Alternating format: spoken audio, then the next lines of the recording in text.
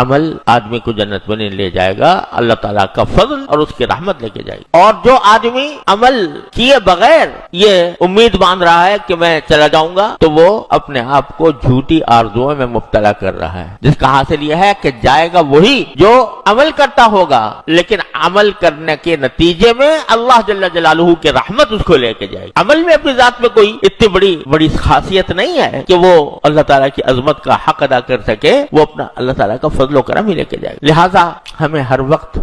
عمل بھی کرتا رہیں اور ڈرتے بھی رہیں اللہ تبارک و تعالیٰ سے۔ یہی ایک مومن کا طرح امتیاز ہے جو قرآن کریم نے بیان فرمایا ہے۔ تو ہمارے بزرگوں نے فرمایا کرتا رہے اور ڈرتا رہے۔ تو جب اور ڈرتا کس بات سے رہے کہ ٹھیک ہے بھئی نماز تو پڑھ لی، ایک تو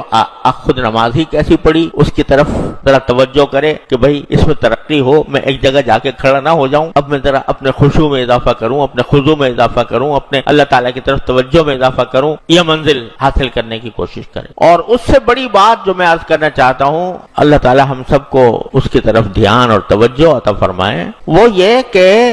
جو سب سے بڑی چیز ہے اپنی اصلاح میں وہ گناہوں سے بچنا ہے۔ نماز تو پڑھ لی، اللہ کا شکر ہے الحمدللہ، اس کے بھی اللہ تعالیٰ کا شکر ادا کرو کہ مسجد میں اللہ تعالیٰ نے آنے کی توفیق دی، نماز پڑھنے کی توفیق دی، روزہ رکھ لیا، رمضان آیا روزہ بھی رکھ لیا، اللہ تعالیٰ کے فضل و کرم سے عمرہ بھی کر لیا، حج بھی کر لیا، جن کو استطاعت، جن کو موقع مل گیا۔ لیکن جو چیز خطرناک ہے وہ گناہ ہے کہ ایک طرف آدمی نماز بھی پڑھ رہا ہے، روزے بھی رکھ رہا ہے، عمرے بھی کر رہا ہے، تلاوت بھی کر رہا ہے، ذکر بھی کر رہا ہے، نفلیں بھی پڑھ رہا ہے، لیکن ساتھ ہی گناہ بھی کر رہا ہے، گناہ کے اندر بڑھتا چلا جا رہا ہے، ایک کے بعد ایک، ایک کے بعد ایک، ایک کے بعد ایک گناہ ہوتے جا رہے ہیں، اور ان گناہوں کی کوئی پرواہ بھی نہیں ہے، الیاذ باللہ، پرواہ بھی نہیں ہے کہ میں کیا زہر کھا رہا ہوں، کس آگ میں کود رہا ہوں، کہاں اپنے آپ کو لے کے جا رہا ہوں، اس کی فکر بھی نہیں۔ تو یہ اللہ بچائے، یہ خطرناک چیز ہے جو ساری نفلوں کو برباد کر دینے والی چیز، ساری نفلوں کو، ساری نفلی عبادتوں کو برباد کرنے والی چیز کیا ہے؟